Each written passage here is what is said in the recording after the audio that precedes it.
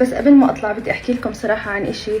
للامانه يا جماعه انا كنت متوقعه انه منيح، بس استخدمته بدبي، ولما رجعت من قبل ما اطلع دبي تاكدت انه منيح، فقررت اني احكي لكم عنه، لان انا كمان كنت اعاني اني انا عم بدور على هذا المنتج واشي يكون ثقه ومضمون. احنا هلا بالصيف وانا سافرت واجيت ورحت وكثير عم بسبح هاي الفتره، فكثير بكون خايفه على بشرتي وتحديدا من التصبغات.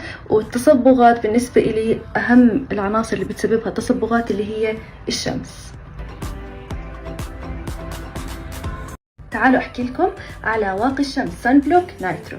اهم اشي انه خالي من الزيوت، بحيث يعني لما تحطوا ما رح تحسوا حالكم كأنكم حاطين زيت وطالعين على الشمس، ومقاوم للمي، ووتر بروف، وللتعرق وللاشياء هاي كلها. نسبة ثباته عالية، بس انت كمان لازم تجدديه من ساعتين لثلاث، ترجعي تحطي كمان مرة عشان تضمني النتيجة 100%. طبعا اهم اشي انه فيزيائي طبي ومرخص هون عنا بالاردن، يعني انت بتاخدي اشي مضمون وبتحطيه على بشرتك، فياته كولاجين وبيعمل على تفتيح البشرة. جد يا جماعة عن تجربة، الترطيب رائع وخالي من مادة الاوكسي بنزوين.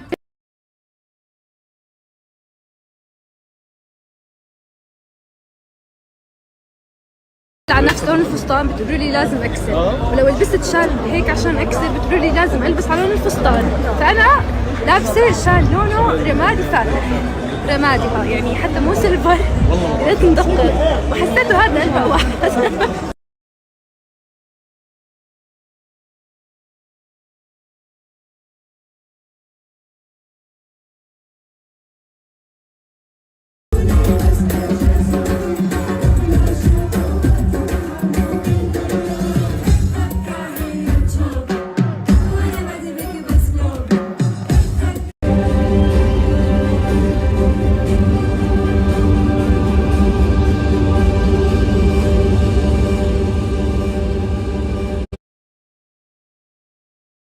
وهيك بنكون خلصنا العرس، وألف مبارك للعرسان، وإن شاء الله تكون الأفراح حلفت بيوتكم العامرة، وإلى اللقاء في إطلالة جديدة.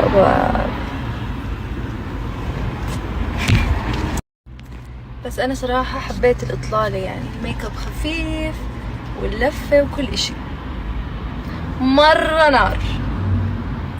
لا تسألوني ليش صاير أحكي فجأة عراقي ولهجات تانية، بس أنا كتير متأثرة بإليانا.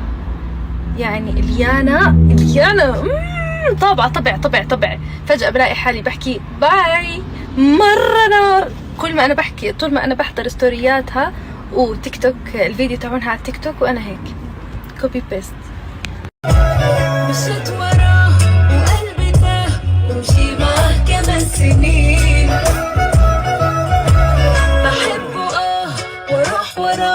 لو حتى كان هيروح لفين.